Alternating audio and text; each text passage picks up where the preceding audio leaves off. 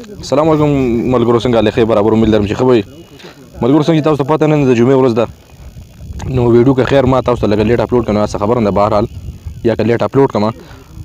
نو نن د جمعې ورځ ده، پرون بیا چې کوم یو اعلان وشو په ټول کلیو کې، زما په خیال په یو څو کلیو کې زه به ووایم، د نور کلیو به نه یم، چې یاره د جمعې مونځ چې کوم دی د ماسپښین مونځ به تاسو په کورونو کې وکئ. اوس پکې ډېر خبره داسې چلیږي چې یاره تاسو به یو مانځل هم نه راځئ، مطلب ټول مونځونه به کور کوئ. نو دا د څه د وجې نه راځي؟ د دې اصل وجه څه ده چې یاره دا زموږ عملونه زموږ داسې دي چې یاره رور د رور نه نفرت کوي، په مخه قتلونه دي، په مخه ظلمونه دي، ځکه الله تعالی هغه عذاب واپس کوي نه، کله کله پکې زلزله هم راشي، ټولو ته به پته وي. نو د الله نه به کتونکو د خیر سوال کوو چې یاره الله تعالی خیر راپېښ کړي، په څه کې زموږ د ټولو مسلمانانو خیر وي. بس یو دوا کوئ، دوا داسې کوئ یاره چې نفلونه کوئ، زه هم چې الله ته وژاړئ، ذکر کوئ، قرآن مجید تلاوت.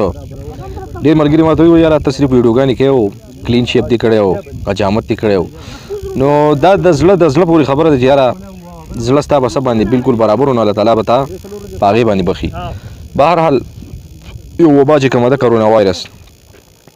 نو موږ ټولو له پکار دی چې یاره نفلونه وکړو، دوا وکړو چې یاره الله تعالی دا عذاب زموږ نه چوت کړي، چې دا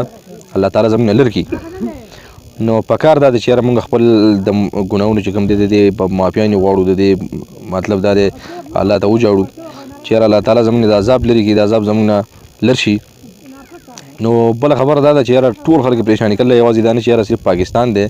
بلکې ټول ملکونه داسې دي چې یاره د دې عذاب د وجې نه ټول خلک په کورونو کې بند دي، دوکانونه بند دي، چا ته سوداګانې نشته، د خوراک انتظام خاص نشته، غریبانانو ته پکې تکلیف دی. تکلیف داسې دی چې د چا چې کومه دیاړي مزدوري به کوله هغه هر څه بند دي، کارونه بند دي. مین خبره دا ده چې په سعودي کې یو کس وایي چې یاره زموږ ورور مسافر دی، زما پلار مسافر دی، نو د هغه هم څه نشته، هلته هم ټول خلک به د یو کې ناست چې د هغو سره نغدې به زه یم یا به اوس وخوري. نو د هر څوک چې په سخته کې د هغو د الله مالک شي، ځکه چې دا داسې یو وبا راغلی دی چې یاره ټول خلک پریشانه کړی دی، او دا د دې عملونو د وجې راغلی چې یاره عملونه د یو ملک یا چې په دنیا کې عملونه ډېر زیات خراب شي، الله تعالی بیا ناراضه کېږي او بیا څه نه څه یو عذاب راولي او بیا خلکو ته ښایي چې یاره الله تعالی ناراضه دی. نو دا هم داسې یو وبا ده چې یاره د دې تقریبا سویمه میاشته چې روانه ده. اوس زموږ د سوات د سیمې به زه مټه یاده کړم چې په مټه کې اووه کیسه غالبا یادېږي چې رالو، نو هغه کور هم سیل کړلی، بلکې ثابت چوپریال چې کوم یادېږي چوپریال هم غونډ سیل کړلی. نو پکار ده چې یاره پال وکړو د دې نه، مطلب پرهیز وکړو، ماسک اچو او یو بل سره د لاس میلاوېدو د هغوی مه ده، بله ده صفایي پکار ده، خپل لمونځ پکار ده، 5 وخته لمونځ او اودس وغیره. نو پکار موږ له دا دی چې یاره د دې چې کوم احتیاطي تدابیر حکومت چې کوم لګیا دی یا د دغې لپاره لګیا دی، او دا مرض چې کوم دی نو موږ اورو چې یاره د یو کس نه دا 155 کسانو ته لګېدی، چې لکه 155 کسانو ته د یو کس نه لګي. نو چې داسې 7 کسانو ته ولګي چې د یو کس نه 155 ته ولګي، بیا د هغه نه بیا 155 کسانو ته ولګي، نو دا به لکه زه یم ثابته دنیا کې خور شي. او ټیم یې داسې ټیم دی چې پکې ته د غونډ بدن ختموي او په لږ ټیم کې دی بیا بړ کوي بس، او بیا چې د هغې مړی تاسو ته پته چې یاره په پلسټیکونو کې بند کړي او قبر دی داسې ورغوزار کړي لکه مردار چې ورغوزاري. نو جنازې ته هغه ماشومان هم نه پرېږدي، کور وال هم نه پرېږدي. نو ملګرو ویډیو ډېر اوږدونه، خبره مې دا کوله چې یاره